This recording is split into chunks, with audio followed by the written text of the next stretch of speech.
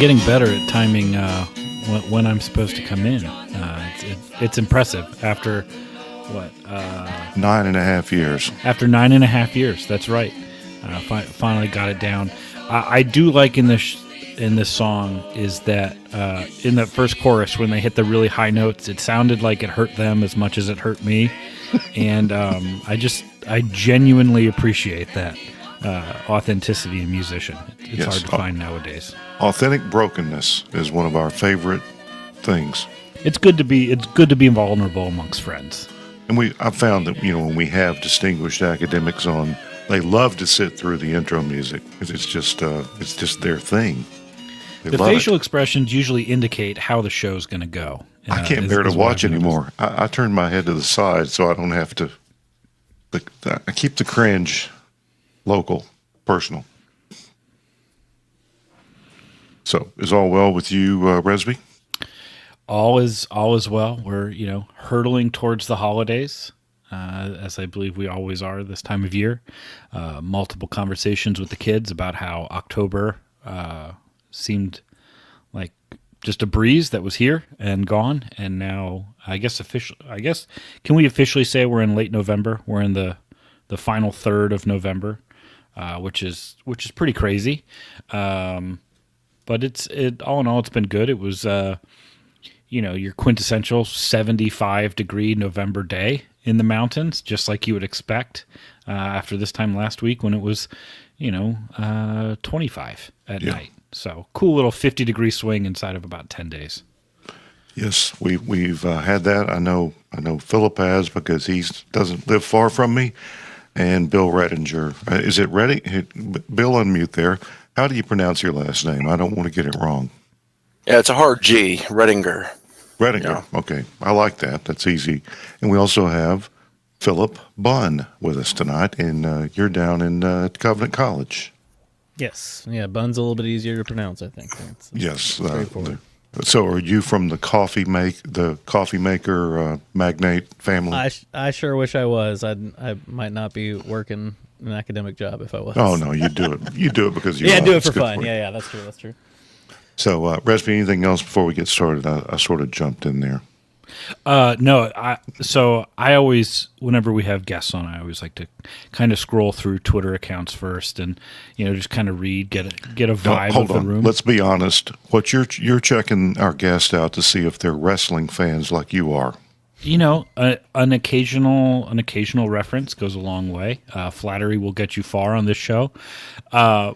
However, what I did find, and I think this will probably be we'll call it the hallmark difference between myself and our guests is two tweets, one from me and one from Bill.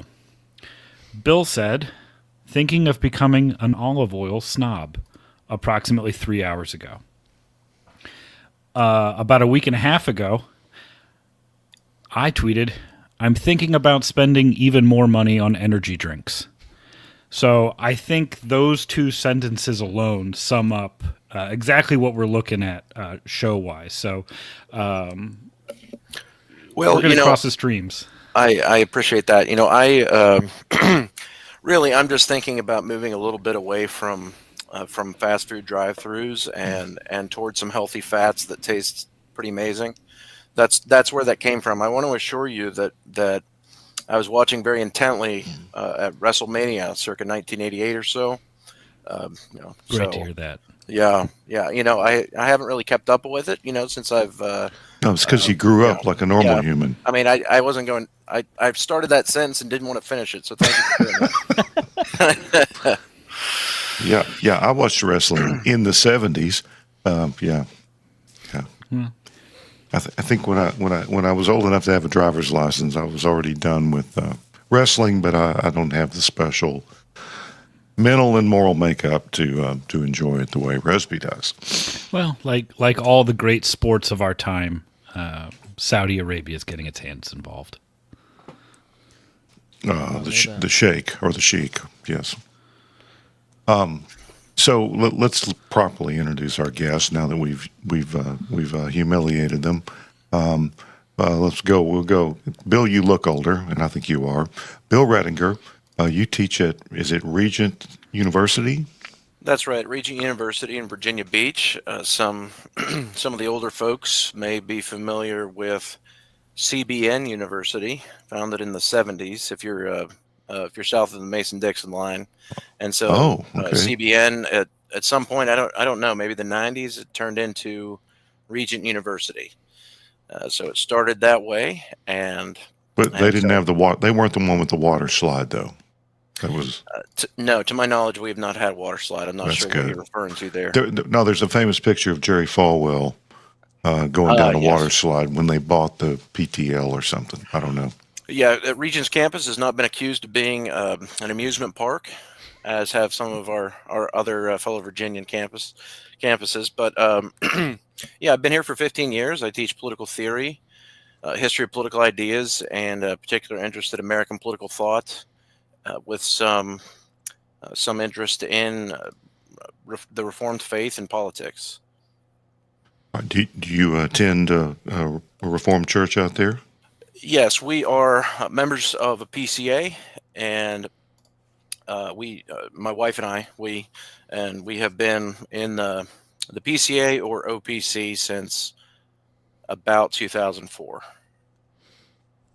I thought I detected a little tick there, and I guess that's the OPC time that you put in. Coming through. No, everyone knows that's a joke. This is OPC Philic podcast. All right, so Bill, we like to have guys like you on, Bill, because we have a hard time finding people as smart as we are, just to be frank. So we like to bring the educated crowd on sometimes, rather than these phony seminary degrees that all of our guests seem to have.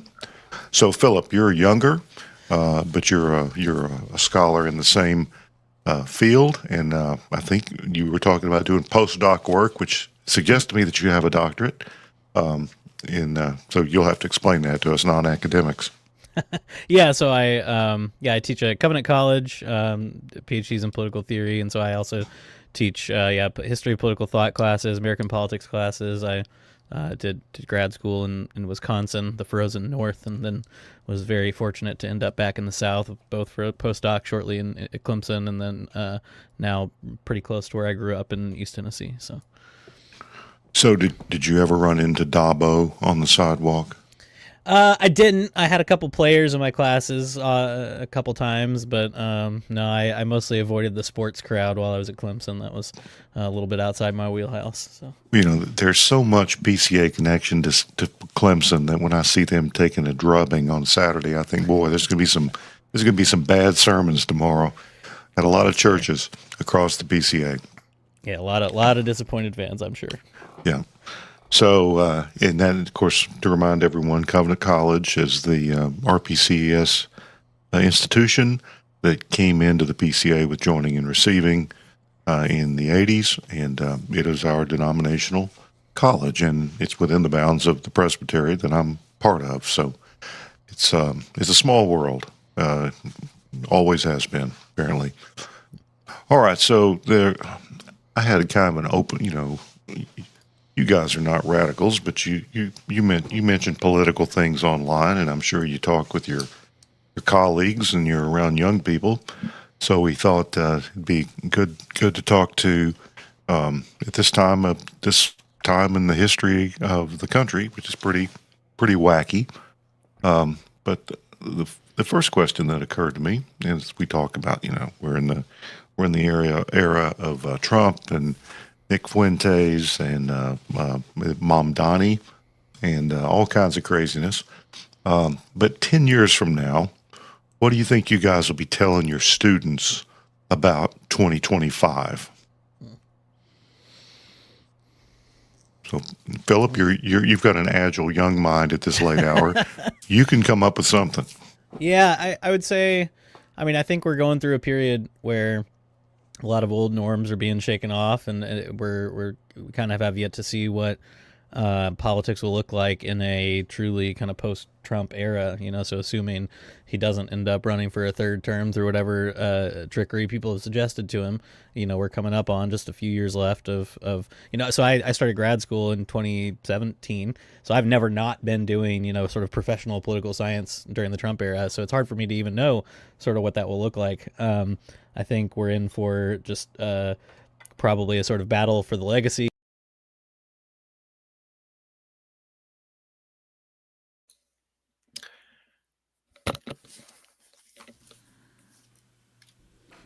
Did we lose some audio? Yeah, I've lost audio for you, Philip. I don't know. Hold on a second. Oh, am I back? There you Can are. you hear me now? There we Yeah, go. I don't know what happened with that. I'm sorry. I'm plugged into the wall, so hopefully it shouldn't be my internet, but we'll see.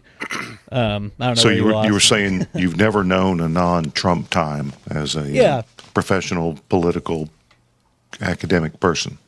Yeah, so I guess I think what we have to look forward to, here at the end of the second Trump term here in a few years is going to be probably a battle for the legacy of what that looks like going forward. And one way or another, whoever comes out on top in that, and whatever the policies look like then and the policy issues look like, it's, we've had a period, I'd say, of a lot of norm breaking or norm challenging. And so it's hard for me to even say what that could look like, because who knows, if we have a sort of what seems normal now for politics, if we have let's say a Democratic president that succeeds Trump, who knows what their party's going to do with the things that he's done. So it's hard for me to say. I don't prognosticate well. I tell people, if I ever make a prediction, you should bet against it if you're a betting person, which you shouldn't be, but that's fine.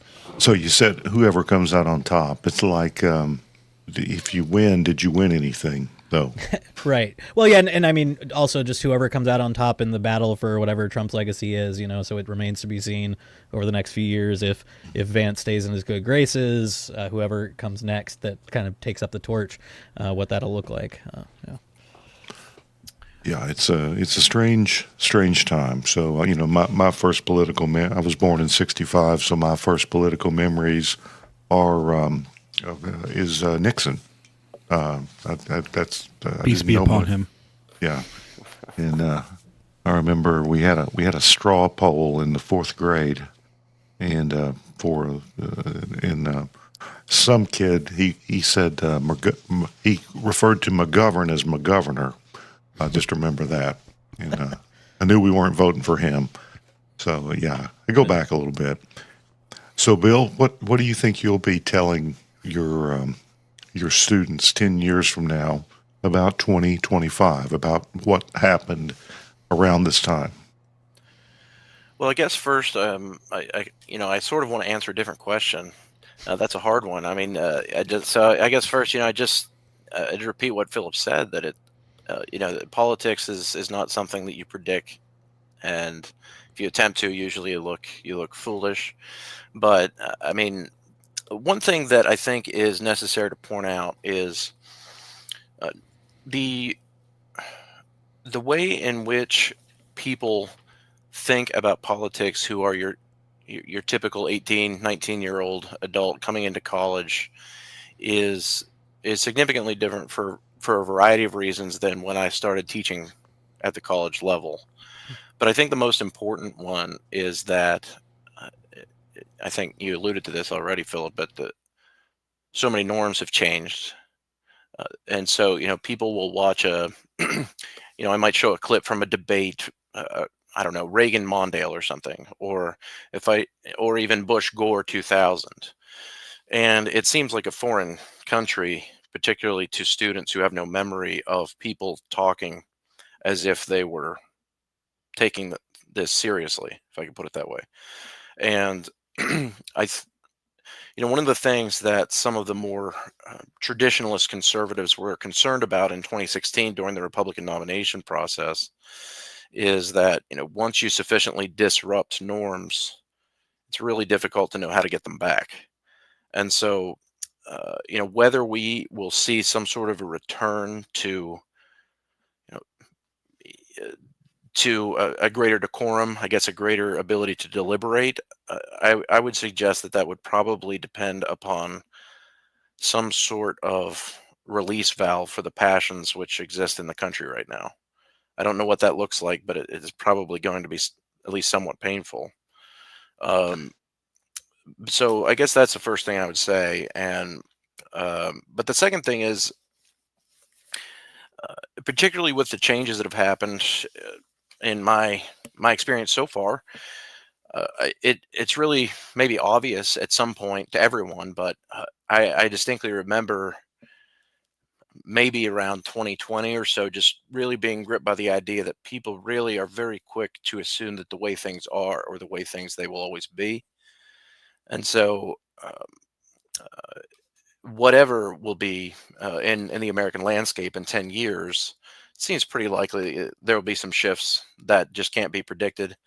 But people who are, I guess, fearful that about this or that thing at the current moment, it's probably not something that is that great um, in its staying power. But Well, we've had dueling and caning.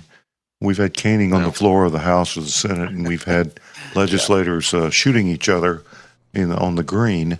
Um, so it's not like we're in a unprecedentedly coarse time. But getting you don't necessarily want to go back to that. Yeah.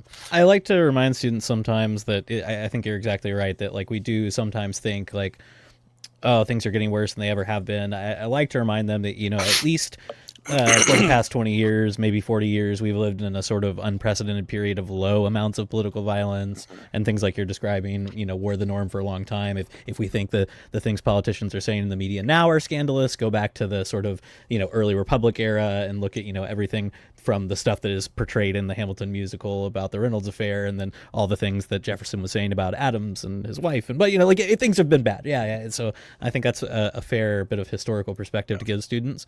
But also, yeah, like I've had the exact experience, Bill, where like I show a debate from 20 years ago, or even in some cases just like the 2016 primary debates, and people are like, oh, well, one the people here are sharper 10 years ago than they are now, but also even that feels almost like a foreign world to them compared to what we're experiencing. So. It's always fun to remember that our current president skipped one of the debates in that cycle as well. I mean, just flat out didn't show up. So you're saying it could have been worse. Things could always be worse. So let me ask you guys. You know a little history. It seems like that we have government by meme, especially since the last election. It's like, I don't know, maybe 8-9 years ago on Twitter, I thought GIFs were stupid, and the little, the simple memes with the sans serif letters and the impact font, labeling things because you're not smart enough to figure it out. And I thought, I'm just not going to do that. And I'm not even going to use GIFs. Well, of course, I use GIFs now. I make memes. I do all this stuff. But what in history is like this, the meme wars that we have? Or it's almost like communicating with cave drawings. I mean, that. But I know that there were, well, you think about the pamphlets from the founding era. There was some literature there. But I'm sure there were scurrilous pamphlets, and there were political caricatures, and we forget. Brad, you're frozen. I don't know if you can hear. His internet is acting very much. Your internet's acting like mine typically does. All right. Well, I'm back. So what I said was, newspapers there was no pretense of being objective in the 1700s and the 1800s, even in the early 1900s with Hearst and all those guys. And they had political cartoons that were like memes. But is this unprecedented? I mean, is it a sign of regression that we communicate in little tiny images with a few words? Philip, what do you think? You're You're young. Sign of regression. I mean, I would say yes in some ways, right? Because if I don't even know how many students I have are still reading things like Common Sense in high school, right? But if you go read Paine's Common Sense, and not that I have a high opinion of Thomas Paine, but just in terms of style and the background he expected his audience to have, and then you realize, like, by scale, the number of these that were printed and sold and read, like, it's the equivalent of a book being printed tomorrow and being read by a third of Americans in a couple of weeks. I mean, I'm exaggerating slightly, but it's like the idea that an average semi-educated person could pick up Common Sense today and not really struggle with it is like that's kind of inconceivable. And so in terms of degradation, yeah, I'd say like things like literacy, historical knowledge, political knowledge, all those might be declining in some ways that we might be concerned about. But I mean, yeah, you mentioned political cartoons. There's those are fun to pull up, right? There's one from the era where Burke wrote his Reflections on the Revolution that the caption is something like smelling out a rat of the atheistic revolutionist, and it has Burke like emerging from the clouds with a big nose looking at I guess Priestley that he's writing against, and they're funny and they're meme like, but even those are like more intelligent than the stuff that we're dealing with now. So I mean, I try not to be like an old crank and like shaking my fist at things, but it certainly is kind of like a wake up call to go read things that were the equivalent of like complicated letters to the editor back in the founding era, and then read our political discourse today. It certainly is kind of discouraging at times, I would say. Well, it's like, what do you think de Tocqueville would have thought of 6-7? Those are the really important questions which we're here to answer today. I've yet to see someone write an essay on that, so that there's an open market for it. All I ask is for a citation. So, Philip, I suggest that you avoid the rush and all the trouble of resisting. Just become an old crank sooner rather than later. It works fine. Bill, you probably recommend that, right? Well, hopefully not too much of a crank, but the basic idea, of course, if you have a major technological change in society, is that it's usually going to be accompanied by social upheaval. So I recall it wasn't too long ago you had T. David Gordon on, and he's someone interested in media ecology, and you think about some of the major changes in communications technology within American history. One of the big ones is the telegraph, and a great the authoritative book on this is What Hath God Wrought by Daniel Walker Howe. Talking about all of the kind of social and political fallout of being able to send a message so rapidly that was unheard of for all of human history up to this point, and I think it's pretty clear that there has to be significant changes. I mean, but because of the medium itself, I think that there's it's somewhat misleading just to chalk it up to people being dumb now or something. People adapt to the media shapes them, this kind of thing.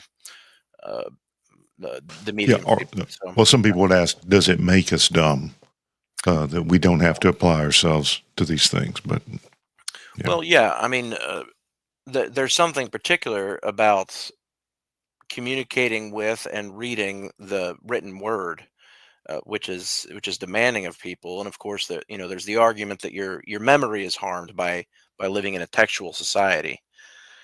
But there is something particularly problematic, I think, just about a visual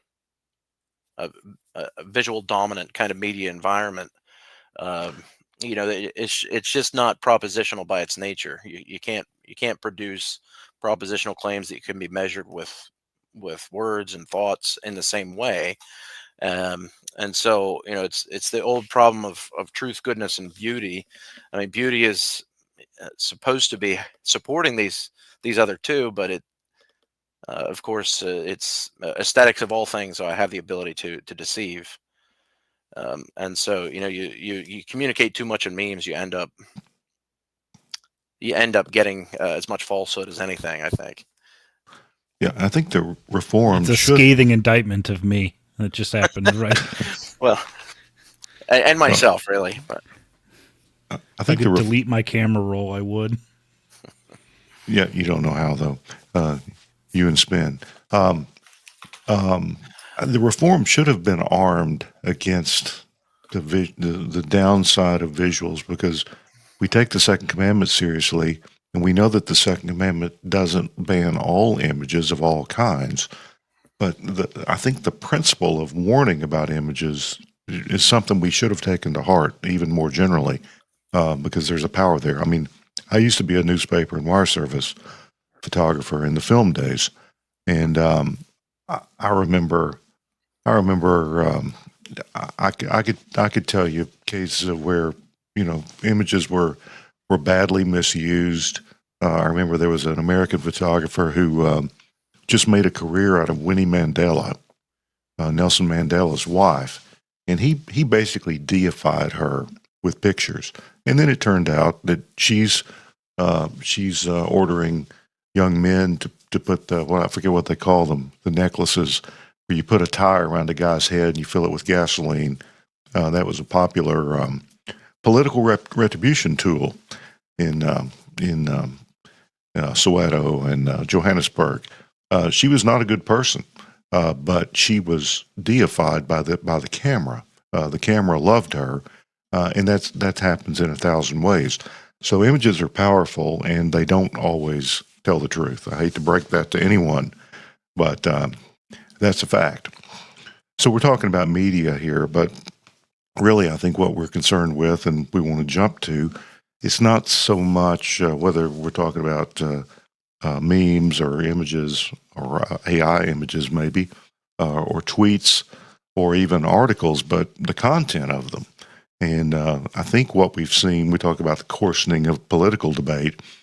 We've seen a coarsening. This is certainly a regression back to the point where anti-Semitism, anti-Jewish tropes, and of course, some people say, "Well, you can't define anti-Semitism." This is really just a political issue with Israel, American U.S. Israeli-U.S. relations. Obviously, it's a little more than that, and it's a silly argument to say, "Oh, this is just political." There's something deeper and darker going on. If you'd have told me in 1980 that we would be doing anti-Semitism again, and that certain racial tropes and slurs would be considered funny and entertaining, I would not have believed that. I don't think I would have been very surprised. That was a fringe thing then, but no more. So what really got us thinking? Of course, you guys deal with college students, younger people. There was an article, and think of him what you will, by Rod Dreher last week, I believe it was, and think what you will of J.D. Vance. I'm no big fan, or Viktor Orban. I happen to know a missionary who's in Hungary, and he would tell you that everything you read and hear about Viktor Orban is not, maybe shouldn't be quite as so glowing as it's represented. But the main takeaway from this Rod Dreher Substack, what I saw and heard in Washington, was that a certain kind of transgressive, anti-Semitic, ethos is a thing among young conservatives in D.C. So I gather both of you guys read this, and before we talk about it, just what were your general impressions? Of course, people that haven't heard of Rod Dreher, I think he was briefly an evangelical, and he was Roman Catholic. He was a big part of uncovering some of the clergy abuse, sexual abuse of minors. Now he's Eastern Orthodox, and I think he lives in Hungary. He lives in Budapest. So he's a strange one, but he can be entertaining. And if you're watching, he's on the right there, photobombing these rich and famous people, looking a little creepy. That's what Rod does. It almost looks like the Seinfeld picture where Costanza's in the background. Like it has a similar type of vibe of. It's not photoshopped, but maybe it is. It has a vibe. It may have aura. I hear a lot about aura recently. So, but what did you guys make of this article? Just briefly before we kind of talk about some of the observations and contentions that are made within it. Well, I would say that I thought he raises an important concern, and it is somewhat similar to some of the things that I have noticed and seen among either college students or other folks. My impression is that some of his advice is very good, while at the same time, maybe there are certain respects in which he's, um, is thinking about the vice president in uh, somewhat naive terms. Some people might think, but uh, in spite of the fact that I think he identifies something real, he is at times given to I don't want to say sensational, but very alarmed excess, I think. And so I wonder if that doesn't come through here. Early on in the essay says that according to his insider contacts, between 30 and 40% of Zoomers who work in Republican staffs in Washington are fans of Nick Fuentes. And not being in Washington, I don't know what Yeah, to say it's a about shock. that. It's a It shocking seems like a claim. big number. Yeah, Seems like a big number. it's a shocking claim. But if the number's half that, it's still a big deal, I think. Yeah, I think that's right. So, Philip, remind us what a Zoomer is. What's that age group? Yeah, I mean, I think this is the Gen Z age group. So, I mean, I'm at the tail end of the millennials.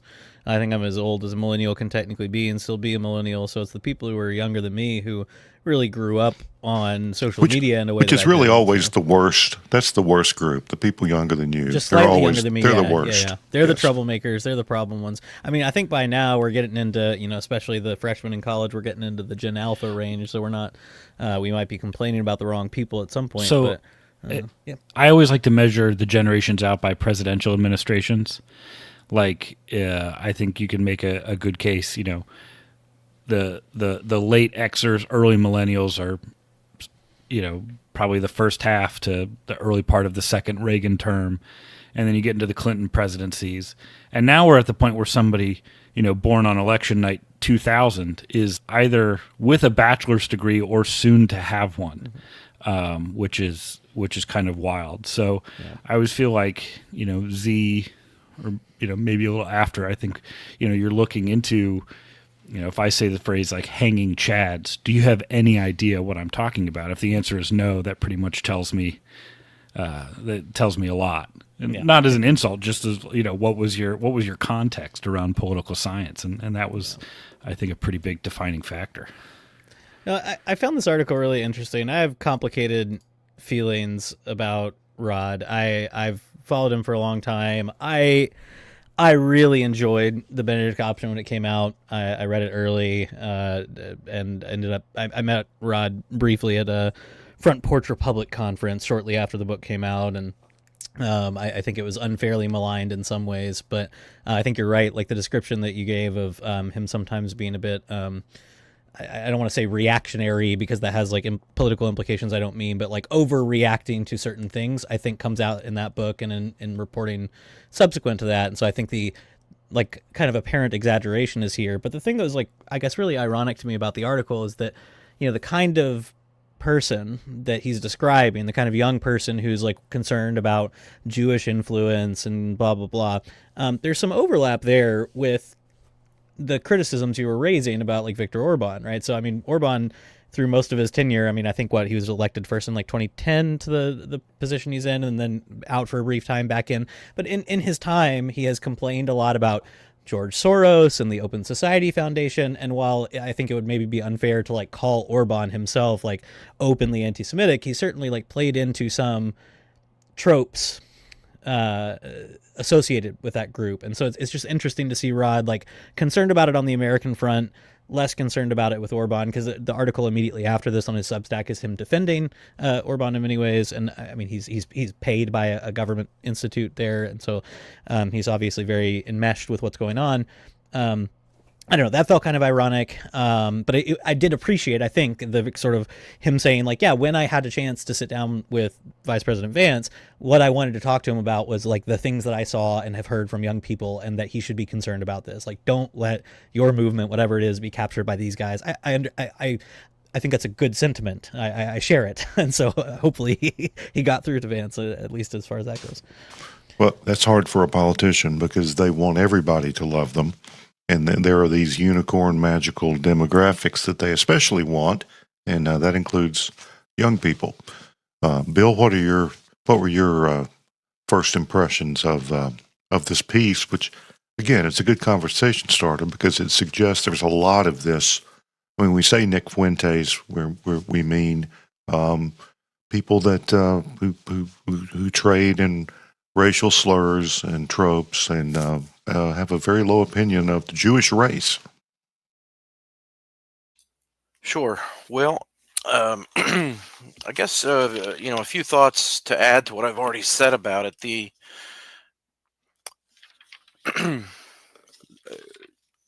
I guess maybe just continuing off of what Philip has said. The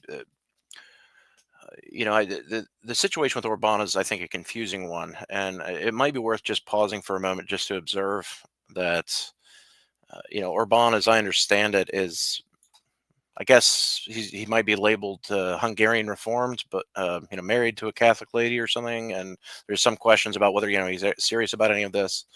But one of the things which came to my attention a few years ago, I'm interested in this claim. Hungary is a Christian civilization; it's resisting all of these things which are going on here, which are highly alarming. And so you get to looking into this a little bit more, and one of the things that happens around the time when COVID is I guess it would be late 2020, COVID is going on, and he delivers this speech. I can't remember the name of the speech right off the top of my head, but he's really bringing it to Western Europe, and very plausible criticisms are being raised about some cultural and political problems, and at times the speech reminds me of Marcuse and the way in which he argues about the rule of law being basically a scam. It's something the bourgeois is pulling over your eyes, or this kind of thing. And you get to looking into Orban's background. I mean, this is an individual who wrote his university thesis on Gramsci, and he thinks, I think, about politics very much through this power lens, Yeah, clearly with different policy preferences. let me jump in for people that don't know. Gramsci and Marcuse, they're really the intellectual foundation of what we call the New Left or neo-Marxism, and the sort of leftism you see in public universities and that sort of thing. That's really, that it doesn't come straight from Marx. It comes through the Frankfurt School and Marcuse and Gramsci, who was an Italian revolutionary. So just to let people know. Yeah, so I don't want to go too far, I guess, into that, since you're particularly concerned here about this question of what the Dreyer has to say here about suspicion of Israel, suspicion of the Jewish people among the young. But I guess I just wanted to suggest I have some questions about Mr. Dreyer's understanding of some of these other actors that he's referring to here. But the there are certain things that I would nitpick with, I guess, but I would suggest that anecdotally, this is something which I've run into quite a bit among young right wing conservative young men, and it's there's a lot that we could say about this. The right at the end of the essay, or near the end of the essay, he has this very long list of summary points. So he appears to be just throwing this together and then realizing that it gets going for a while. And so he wants to wrap it together with a bullet point list, which I appreciated. And Mr. Dreyer says under point 13 that some parents of radical children comforted themselves, he says, with the thought that their adult kids would grow out of their revolutionary fervor. Others may have hated what their kids believed, but they didn't want to risk alienating them, so they stayed quiet. And I think that's a particularly important piece of advice. I mean, I don't think this is the kind of thing where, if you play it soft, that people would even respect that, for starters, if they're more attracted to anti-Semitic kind of ideas. And I mean, undoubtedly, folks who might be listening who hear me even say that, or they might say, well, I'm no anti-Semite, I'm just asking questions or something, this kind of thing. But it's something which, in my experience, this is maybe it's related to the earlier discussion of memes. You get the impression at times that this is not these are not opinions that people arrive at through, some sort of careful deliberation of rational evidence. That there's a real grievance about something that is beyond reason, and so I don't think that it's something we should be gentle about. Yeah, these guys were something else or nothing at all 3 to 5 years ago. That's what I've seen with a lot of people started landing in the reformed online world, and all of a sudden they knew everything when they had been in a megachurch 2 years before, or nowhere, or So I think you're right. People don't arrive at these convictions by doing the reading. To quote some of our friends on the New Christian Right, I think they find some people who say they've done the reading and they like those people. They like the noises they're making or the images that they're spinning out, and they sign up and they're on board. I wonder if there's not some analogy to like pandemic expertise that we saw. We had it. We were good at everything. We were very right about so many things. But even listening to and it's a great listen, and the kind of the sound of my late nights driving in Southern California. But Adam Carolla on Rogan this last week talking about all the talking heads, how all of a sudden everybody was an expert on all of the things COVID, and they knew exactly what wouldn't work. And if you try this, or you believed thing B when thing A was the expertise model, then you were to be completely disregarded. And overnight, this wall of expertise came up, and it seems like this might be the other side of the same coin as that, and now we're kind of having to deal with it. It's something that Rod says early on in the piece, I think is relevant, where he says, like, can you blame some of these kids, where it's like what they've gone through is like, okay, I've experienced like this kind of, call it elite or expert actor lying in a way, or that I at least feel lied in this way, in this domain, and COVID seems to activate at least some of that.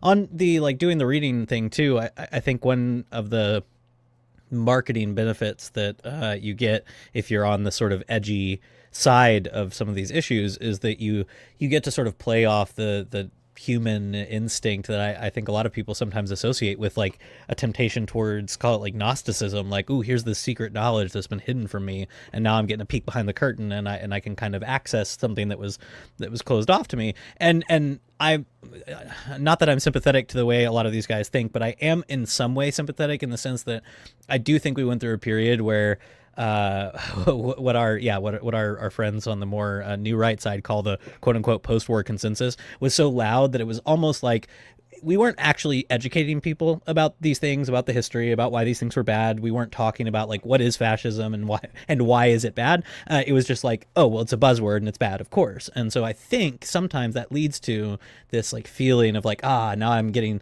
this secret knowledge that, ooh, they never told me why it was bad, and it's because, oh, maybe it's not actually that bad. I think that's some of the train that happens, but I think y'all are right too to say like most of the time this is not like a logic process. This is not premise to conclusion. This is a feeling. Like I felt bad because I felt like people lied to me, and now I'm seeking for answers or somebody else that can make me feel better where those people made me feel bad. So yeah, I think another problem I had with the article was that Rod was sympathetic to some of these young people with extreme views, and he basically said it's so, the economy's so bad, it's so hard to buy a house, student debt is such a problem that I don't really blame them at some level. I was relating that argument to my wife, and she quickly reminded me that it wasn't so easy 40 years ago either. There's nothing new under the sun, and it's never been easy. Now, housing prices are uniquely high. I was looking at some housing. I was thinking about what I paid, or for 2 or 3 houses and 2 or 3 cars over the years, and I filled in the inflation calculator, and the houses have gone up more than anything else, much more than food, much more than cars. So yeah, it's tough, but it's always been tough, and it always will be, I think. So yeah, that's a weak part of it. And I think Rod is pretty emotional and kind of empathetic in some ways. And he said he was writing this in the glow of this experience of meeting with these guys. My pastor, who's wise, one of my pastors, they're both wise, but I'm referring to one. And he said, this is obviously, it's too long, and it was written in the glow, the afterglow of this experience. But he said, just read the first sentence of every paragraph, and you'll get the most important parts. There So was maybe one point. that's one Oh, sorry. approach. That's one approach. Yeah, there was one point where he was talking about the economic issues, and he was saying, I was struck basically when I was back in DC by how expensive everything was. He's like, over in Hungary, I'm going out to coffee shops and bars, and it's cheap. And I was like, well, okay, let me just Google a couple things and what's the median income in Hungary, and it's terrible. I mean, it's like in the $20,000 USD range, and Rod, it's been publicly reported the position that he has, the fellowship that he has with the research institute he's a part of there, state supported, is well over $100,000 a year that he's making, and so he's making somewhere in the neighborhood of triple or more the median income of Hungary. Of course, it feels nice and cheap over there, right? It's going to be quite different in a richer country like the U.S. So I think he's a little bit blind in some ways to the differences there, partially just because he likes This Hungary is for the reasons. this is Tucker in the Moscow supermarket territory. Bill, Well, I guess at first I want to agree with Mr. Dreyer. I mean, these are real complaints, it seems to me, for 20-year-old young men, and this is a serious issue. And so, and certainly many people do feel very much like they cannot trust institutions because they have shown themselves to be untrustworthy in many cases. So what do we do then? One of the things which comes to mind, I guess, as a second comment here in this bit, he says at one point in the essay, he says, "Let me emphasize here that my interlocutor, this anonymous source, was not cheering for fascism. As our conversation went on, I heard real despair."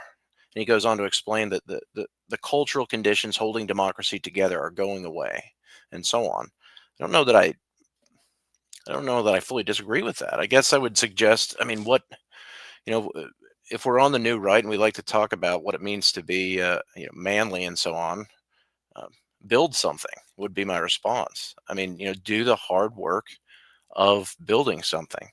And it's really the same kind of thing that I might say to folks, during the fires of 2020, who might say, the deck is stacked against me, a different me. But there have been real grievances in some cases, but really, is this the manly way to go about things, or are you actually going to go about the business of building institutions, building schools, contributing to your church, and so on? So that's one of the thoughts I had about this, is that seems a little bit defeatist in some ways. yeah, I think well, I don't understand younger people, I guess, but they. It's normal to think that you've got it bad, and that everyone's against you, and that your parents had it easy. Of course, everyone knows that boomers are the worst. I'm not a boomer. I missed it by a month, I think. So I'm off the hook. It's not me. But yeah, I mean, and I think about the Fifth Commandment from time to time. I think that if your movement is predicated on violating the Fifth Commandment, that's a little suspect, maybe. So let's bring this into the Christian realm. You guys are Christians, and you teach at Christian universities, and you're looking at this a little differently. I'm not going to use the word that Daryl Hart hates so much, worldview, but everyone's got one, kind of like a few other things I can think of. But let's look at a couple of paragraphs here because I think they're relevant to us, and we're talking about some bad behavior and this what really seems to be anti-Semitism, and whether it's for the lulz, as they say, or it's deeply held, it doesn't much matter. I don't think if it, the words matter, the way we act matters. Um, but it's out there. And Rod says, if you think being Christian is some kind of vaccination against anti Semitism, you're wrong. Even young Christians, especially trad Catholics, and I didn't know this, are neck deep in anti Semitism.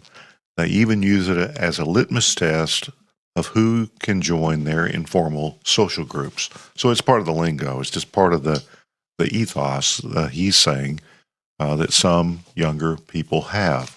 So you guys are around younger people. You teach them.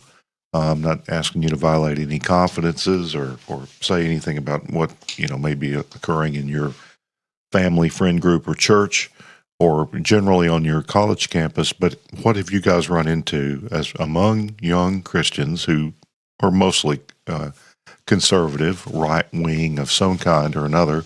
What have you run into with this regard? We'll start with you, Bill.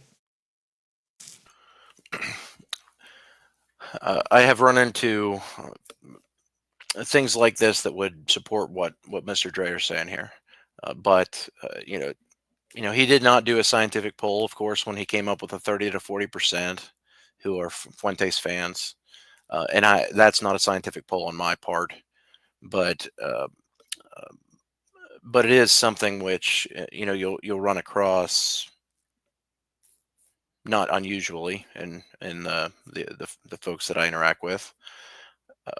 So, and there are others. I made a comment that it's not a rational thing to come to some of these conclusions.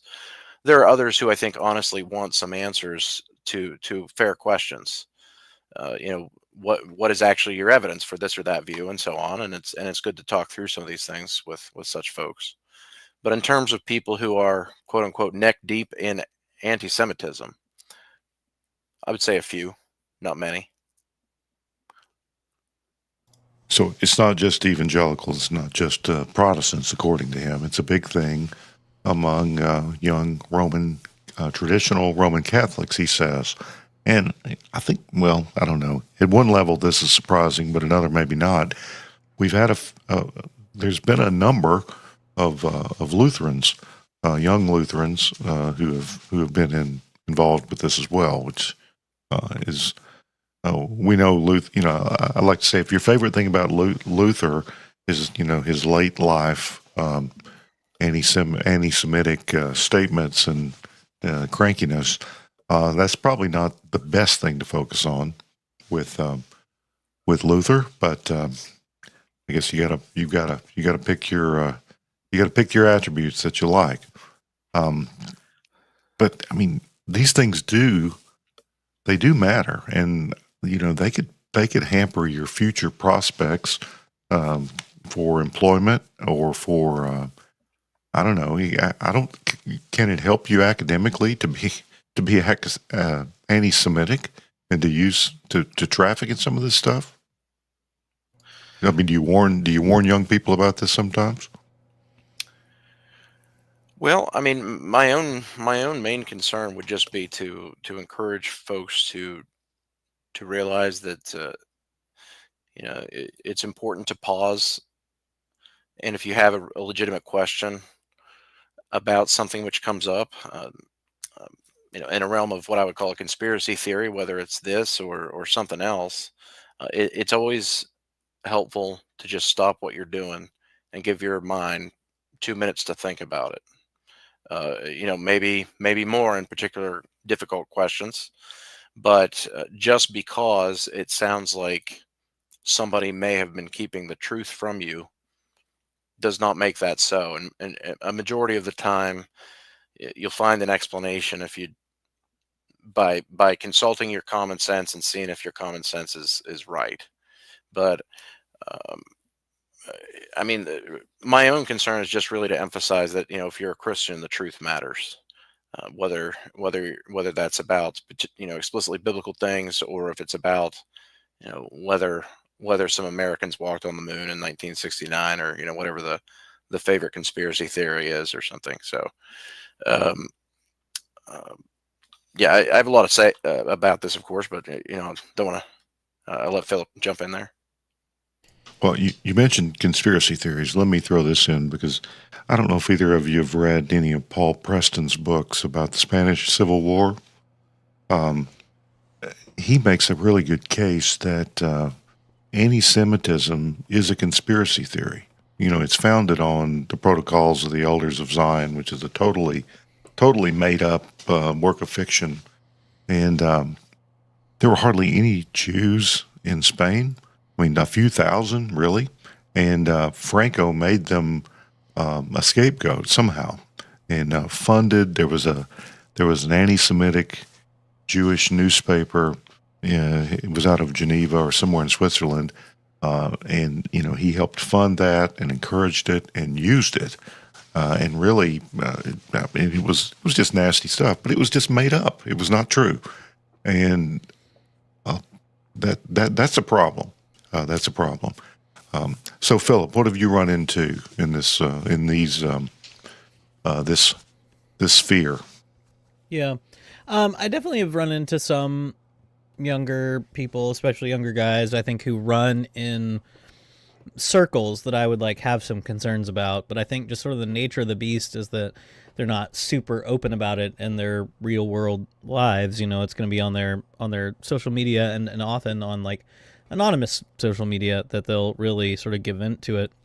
I mean, there are people that I knew sort of from when I was younger who I've kind of watched go down a path that I find troubling. At least a couple of them are Lutheran now that you mention it. And so I don't know if that's coincidental or not, but I would say I think, yeah, the number that Rod gives, I think, is maybe overstated. And there have been a bunch of people who have come out since then who, work in DC, have worked in various jobs and have suggested the number is much smaller than he's suggesting, and that those people are more niche or in sort of smaller areas. But the worry that I really have is just that I think the younger men that I am worried about, the sort of circles they hang out in, they get this stuff whether they sort of are seeking it or not, and whether they're fully bought in or not. Again, there's this trickle of like this secret knowledge kind of thing. And so I think for some people the doorway to actual anti-Semitism comes from a reaction against maybe they grew up. So I grew up in a very like dispensationalist Baptist household before I became Presbyterian. And so I think for some people, when you go through a period of like, well, I had this background, I now believe that's like biblically unsound. I think it's theologically suspect to have the sort of theological loyalty to the modern nation state of Israel that the dispensationalists sometimes do, that opens the door for them to things that are, I'm not saying, so people sometimes conflate criticism of the nation state of Israel with anti-Semitism. That's not anti-Semitism, but they'll sometimes conflate those. And they'll say, well, now that this door is open for me to criticize Israel in a way that wasn't before, now all these other things are open to me, or at least they're hanging out with people who are making those implications and suggestions as well. And so, yeah, I mean, I think that it is a real problem. There's a reason why, for one reason or another, several, Reformed denominations have had to make comments about, race issues, about anti-Semitism. It's not a made up problem. Like, people are running into this in their churches. Young men are getting sucked into these circles. I think, Rod is probably dramatically overstating it in terms of like the statistical incidence of it. So, of course, what he claims to be talking about and who he was talking to were like young congressional staffers, people that work with the Republican Party or conservative organizations in D.C., and he just said it's basically the end thing. Now, maybe it's a passing fancy, but it's a strange and dark fancy, I would say, and it is. It mirrors in some ways things on the left, which I think that should usually be a red flag to us. There's almost like a weird. There's almost like a weird like Gnosticism to it as well, and this like search for Sarah Morris put it in the chat, like an aforementioned like secret knowledge, and Dr. Clark on the Heidel blog had a great piece on this like a couple days ago, and I don't know, I'm not going to pat myself on the back, but it still feels like kind of the new expertise side of like the same coin is everyone's seeking after this thing. Somebody grabs onto something, and then it just kind of spreads right from there. Yeah. And so I think one of the issues too is that what Rod is describing, I think, is true in the sense that a lot of these young men who are probably working in politics, especially in the conservative movement, are, I would say, just very sick of what they view as purity testing. That like they are averse to anything that looks like what they call cancellation, which cancellation to me is a very particular thing. It means, like Ben Shapiro talked about this the other day in his like takedown of Tucker and Nick Fuentes, where he says cancellation is pushing for somebody to be removed from public spaces, removed from platforms, not being able to give a voice. He's like, that's not what I'm saying. I just think he's dumb, bad, and wrong. But these younger men, I think, are allergic to what smacks of cancellation or purity testing. And so anybody comes along and says, well, that idea seems like kind of anti-Semitic, they're just like, oh, well, I'm just going to kind of ignore you. I'm going to sort of push that out of my mind and say, well, maybe they're worth listening to. And so that can lead some people to adopting those ideas.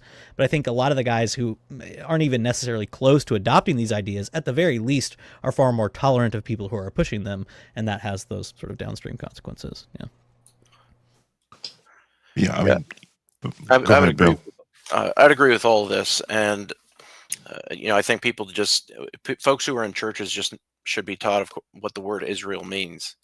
What exactly does that mean for a Christian?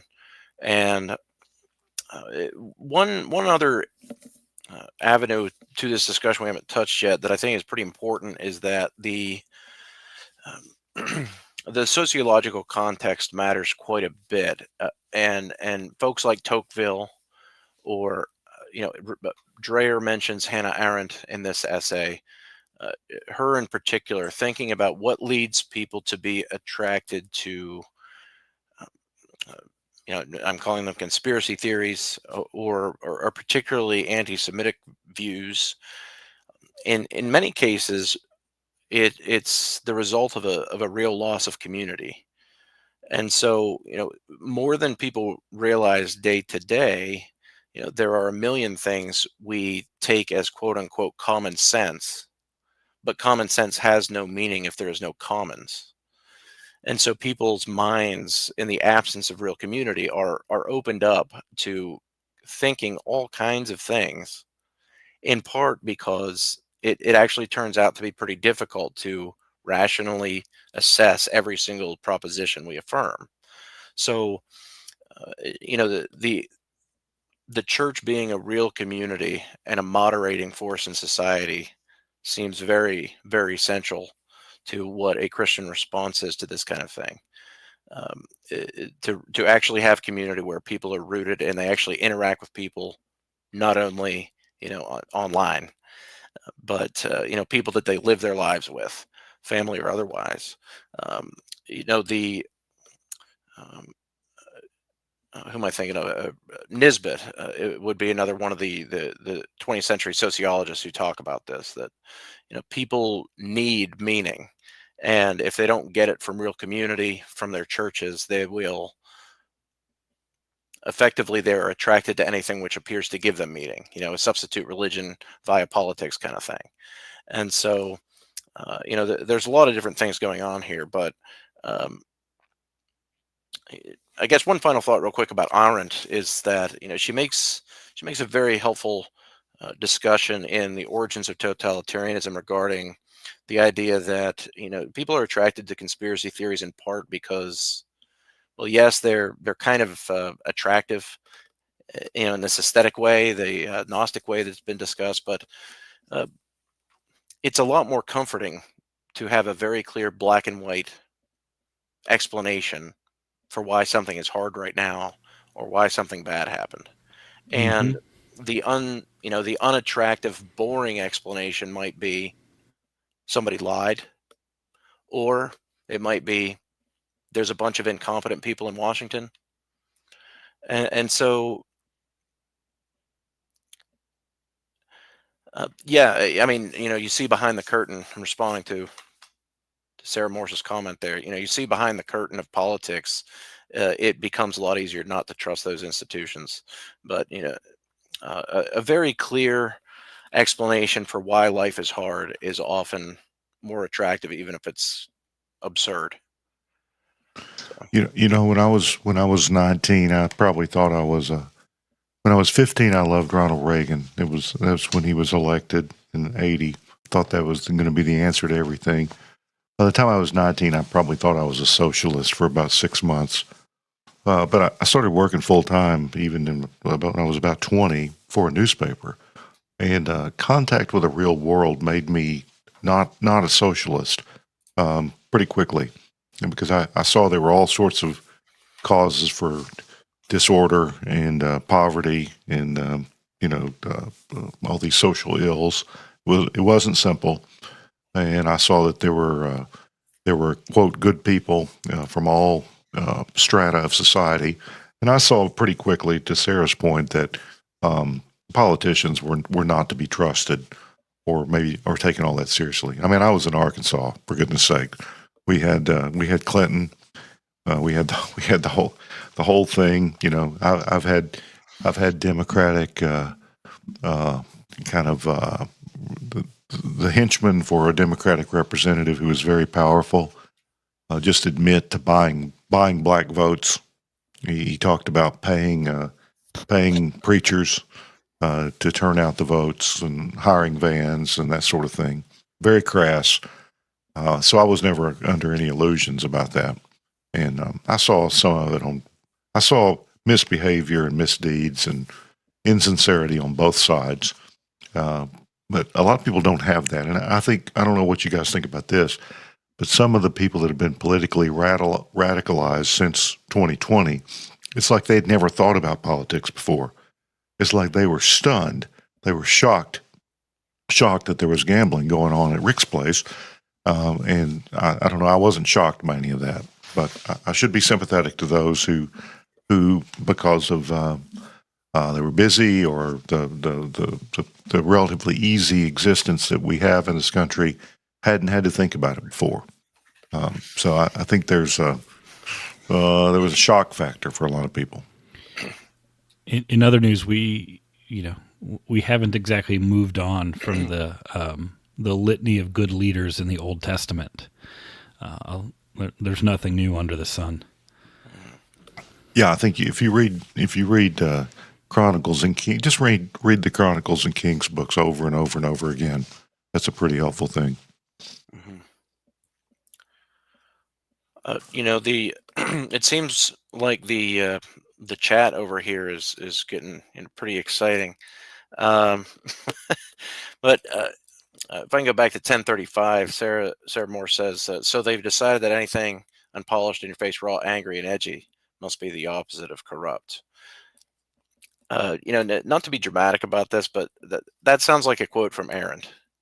The way in which young people who are very disillusioned, thinking about anything associated with Weimar, we know for a fact that these people aren't really going to take care of us, and something other than polite society becomes the norm, and becomes anything that's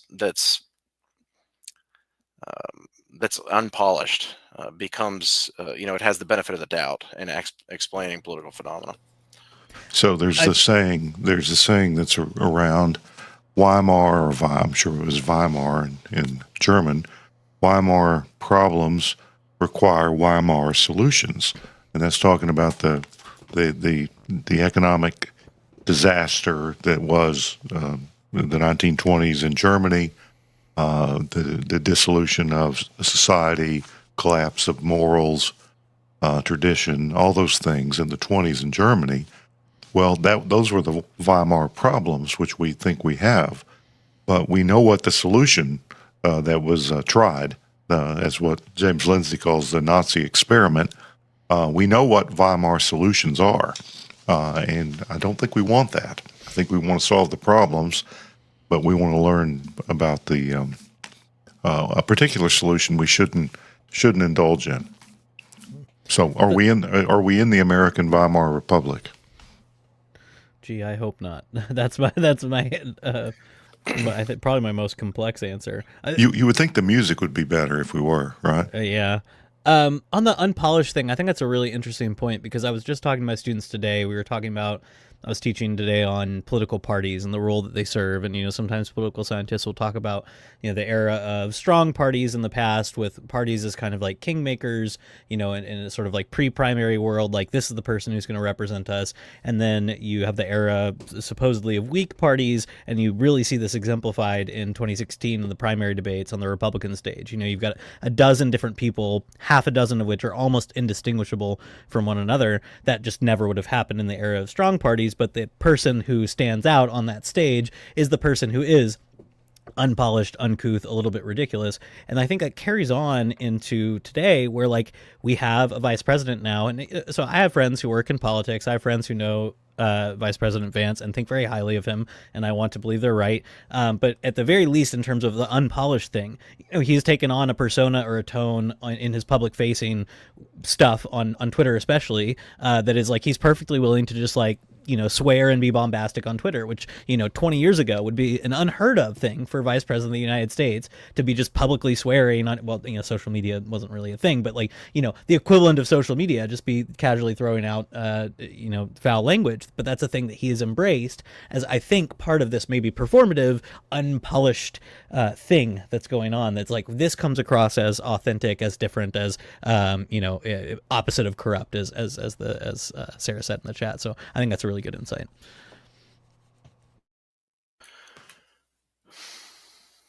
So, Bill, you're older. What do you think about the?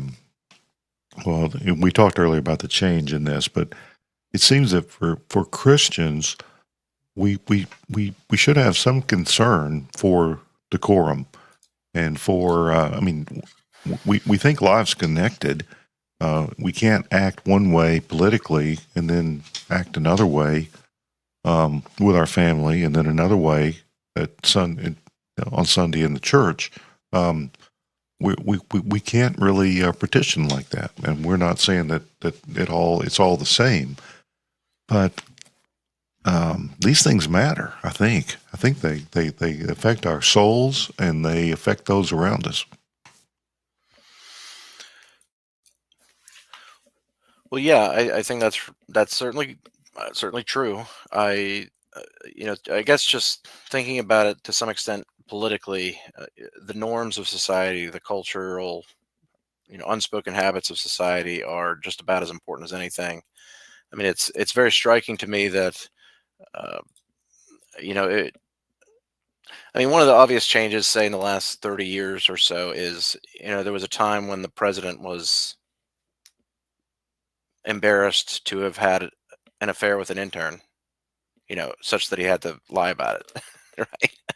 The very fact that this would be something that you make a big effort to cover up is an indication of something. The norms were different in very recent memory. Yeah, the French were laughing at us then, and they're laughing at us now. Yeah. So, yeah.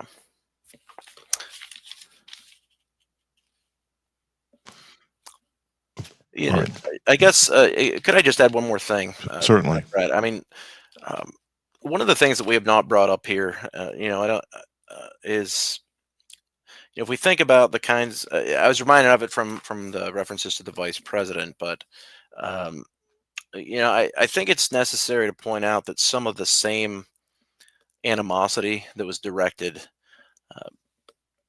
in a previous time toward Jewish folks is to some extent directed toward immigrants right now, particularly immigrants of particular hues. And please be aware that I'm very much not an open borders person at all. But I think it's clearly there's a very clear biblical ethic caring for the helpless, or even those who have who've done wrong, those in prison and so on. So it's occasionally it's something which concerns me. But the whole idea that the vice president would have supported what appears to have been a manufactured idea that Haitian immigrants were consuming pets, is, I think that's troubling. Just that anyone would from the highest offices in the land go about saying these things. And it was a meme. It was funny. It was compact. It was pithy. It just worked, and we all laughed at it. I laughed at it, but I never really. I didn't ever know if it was true or not. Well, yeah, I mean, my understanding would be, well, for starters, my understanding would be that I think in a pinch, I mean, a dog would make a good stew, but 20 million Koreans can't be wrong. yeah, I mean, so but nevertheless, I mean, my understanding is that there's just a manufactured story, and people ran with it, as part of this general alarm. So I mean, the real, besides conspiracy theories, modern quote unquote scientific anti-Semitism. The concern, of course, in the 20th century is that there are people who are sapping the energy of our nation. They're violating the blood of our nation, and this is the kind of thing that uh, I just think would be totally outside of what is at all appropriate for a Christian to say or think about human beings in your country. So uh, I just needed to put that out there. Yeah.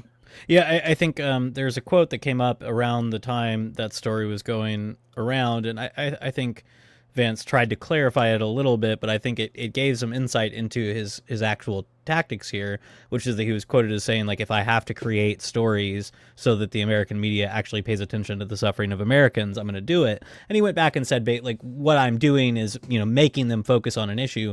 But effectively what he was saying was, yeah, there's this bombastic accusation that they're eating the dogs or eating the cats, whatever. The point is, I want Americans to focus on the harm that's happening to the average American when an influx of mass migration happens. And so he tries to clarify it, but I think it gives some insight there into the tactic, which is like they think this is an issue. They're willing to say and do what they need to focus on it. I mean, I share exactly what you said. Like, I'm not an open borders person. I think, the people who present this as a dichotomy of either we have a nation with borders or we have open borders, I think are trying to rile people up in this way that I think is quite unhelpful. But yeah, so 100% on board with that. I think you've put it well. Well, you can never go wrong with Machen, and even though Machen may have had some, he may not have been a big fan of desegregation, and I think that was earlier in his life. That was before World War One. I have a theory that he was doing some of that performatively for his mother, who grew up in Macon, Georgia, and watched the Union troops march through, which might affect your view of a few things. I mean, that's one of the things as a Southerner, you develop a certain sympathy for just the views that people have and why they have them, black and white. You can't blame some people for having certain ideas, although you don't act on them, and you don't hurt people, and you don't play respecter of persons, but everyone's related to somebody who's got some views that are challenging, let's say. But Machen was a huge advocate of immigrants and of people who spoke who were non-English speakers. He opposed regulations prohibitions on teaching foreign languages to children. One of the laws he really hated was called the Lusk laws in New York, which would have kind of required licensing of schools. I think private schools, kind of like charter schools almost. And some of those were socialist schools. Some of them were German or Italian or whatever. He was actually an advocate for those groups. And some of that was his views on liberty, but some of it was because he was a Christian, and he just didn't. And he valued the family highly, and thought that people ought to be able to raise their kids, about the way they wanted to. So, Machen's not a bad. He's never a bad person to turn to on these issues of liberty, and even on things like immigration. I think when he talked about the minority, he was not necessarily talking about racial minorities, but people that were just because of the situation they find themselves in, they're outnumbered. And he had a lot of sympathy for those people, and I think we can too as Christians. And I think the Bible generally does, although it's never quite that simple.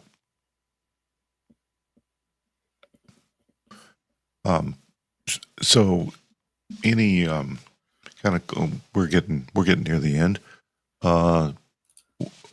I mean, how do you counsel younger people? I mean, Bill, you said you tell them to, consider the truth, slow down, think about this.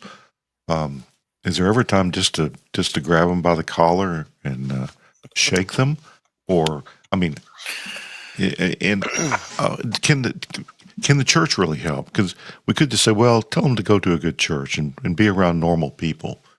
Um, that'd be nice if that always fixed everything. Of course, it doesn't.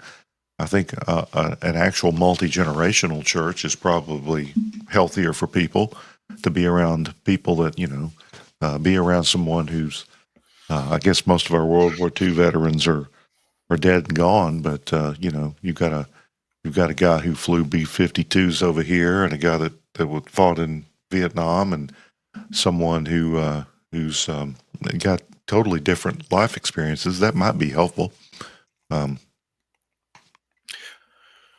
Well, I mean, I would,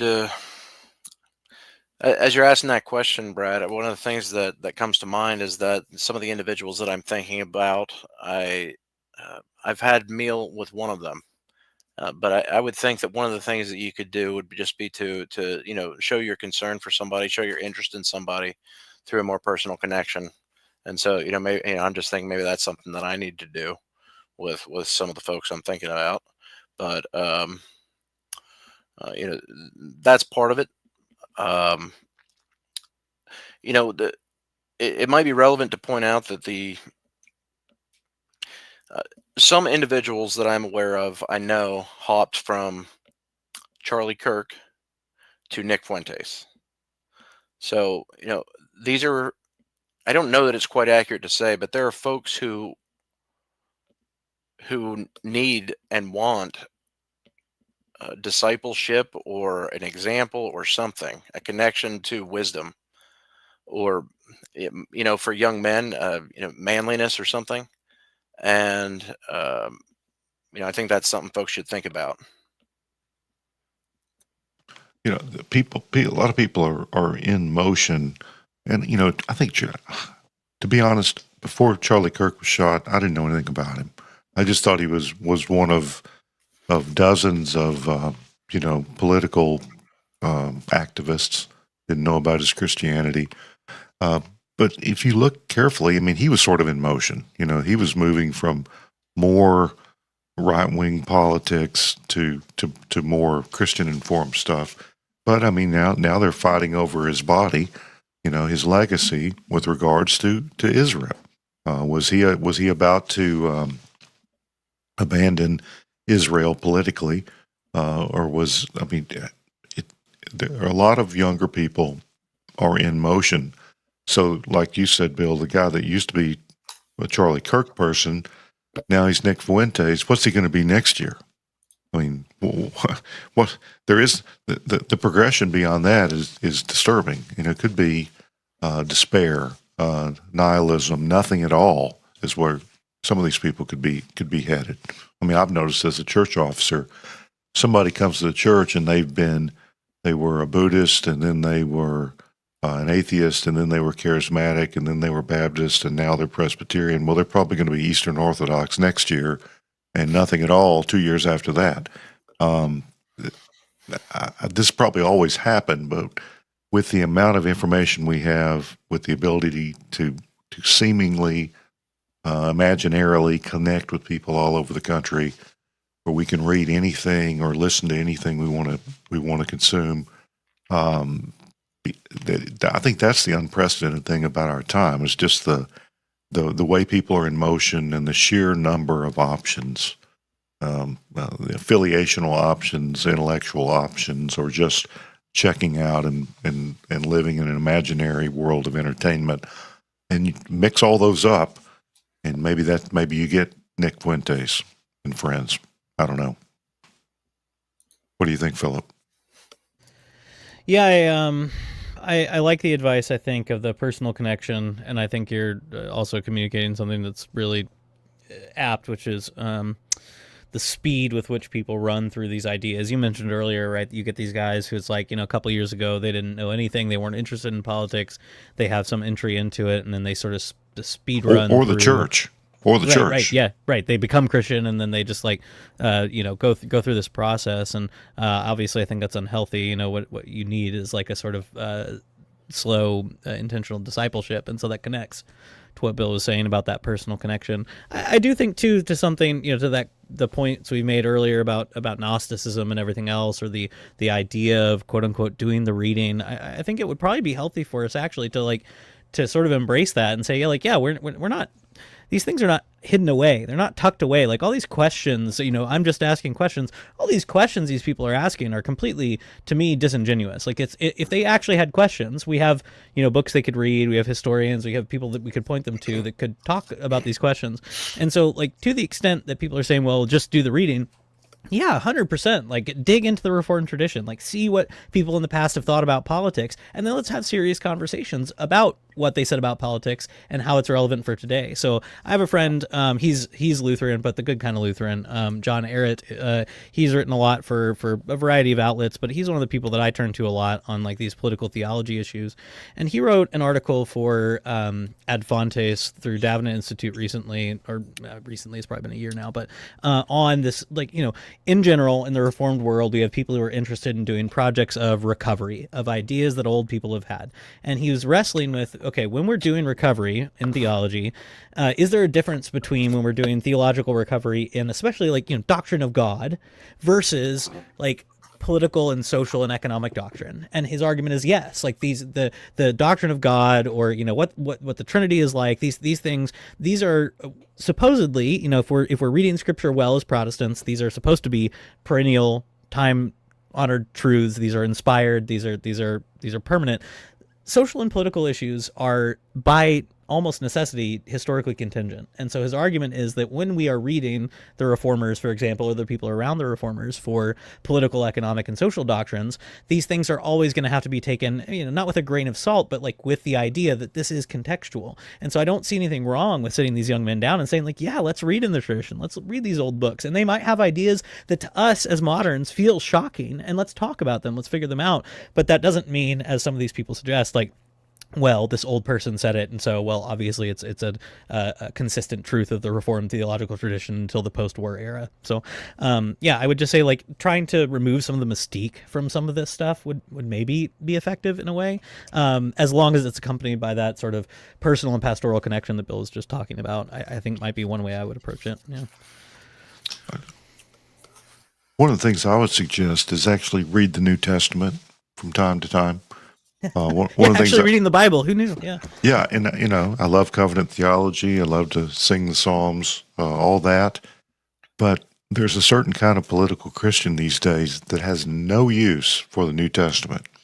And if you say, well, did Paul ever suggest anything like that being the mission of the church?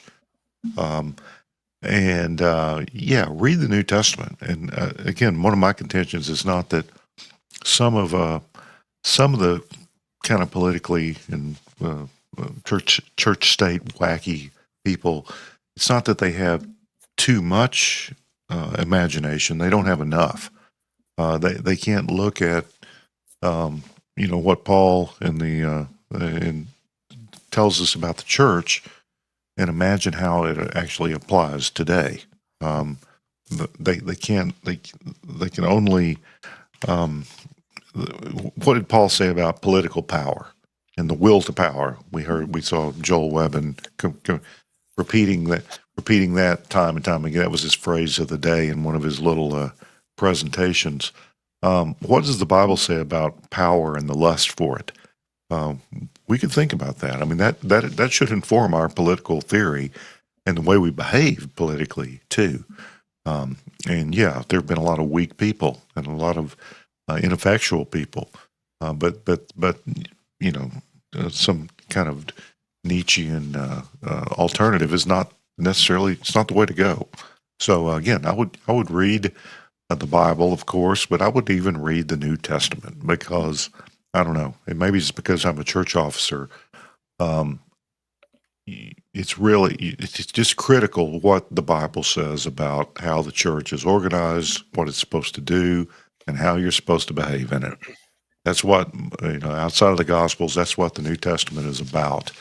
And if we're interested in the church, but we don't care what the Bible says about it, that's a problem. So, Bill, any closing? Go ahead. Bill, any closing words of wisdom for us, Bill? Well, I want to second what you just said, and just if I can make an argument from experience for a moment. I think maybe 25 years ago, if I'm someone probably I could call very passionate about returning to a Christian America, and really beyond, more important than any reading or university classes or anything, was my experience of being in a church where someone preached Jesus every week, two days on Sundays. Just as simple as that. I mean, if you're going to a church and the church is effectively distracting you somehow, either through you better try harder, or look out, they're coming to get you in the world kind of stuff, um, and taking your eyes off the gospel and Jesus, I think that you're not going to fix the problem that we're talking about. Well, and Machen talked about the church as a refuge for believers, and not that we always stay in the refuge, but that we certainly need it. So church should be different, certainly. And the ordinary means of grace, Bill, is what you're referring to, Yep. as the primary food of the Christian and the primary sustenance, and it's what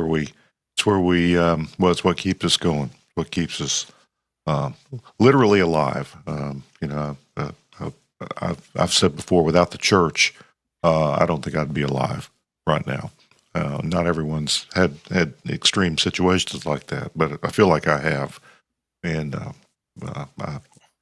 I hope we learn to love the church more than we do and understand it. So again, that's why I say read the New Testament. Figure this stuff out. But well, we could obviously talk for 3 more hours, or we've talked for an hour and a half, but we could talk a lot longer. And there'll be something new to talk about in a few months, so maybe we'll do this again. Many things are in motion and changing, and we didn't talk about this, but things are probably going to get crazier and more extreme as the midterms arrive, and if the other side has an unexpected rash of victories, there'll be people tempted to do and say really crazy things. And I would just say to Christians, take a deep breath and think about that.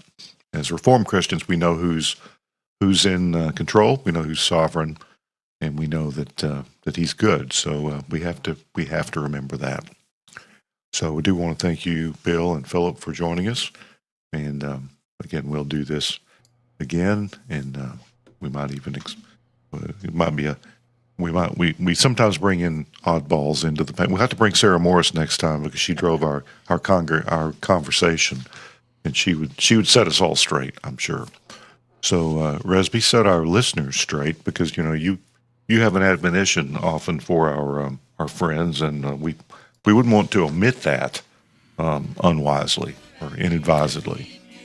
It's true, and now as we move into what I like to call the second half of the show, we'll now include a full breakdown of Australia versus England, as the Ashes Test cricket starts tomorrow. So we've got a full five-day test matches. We'll break down every single one after the song.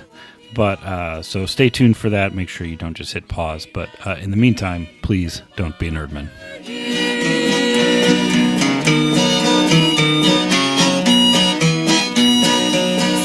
Join the ranks of the soldiers of the Lord, and battle with old Satan and his sin. We use prayer as a sword, and we work to please the Lord.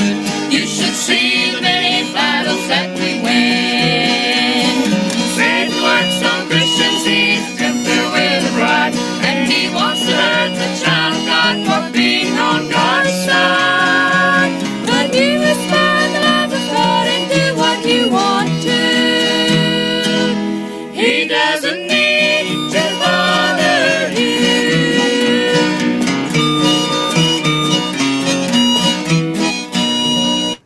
What's wrong with you people?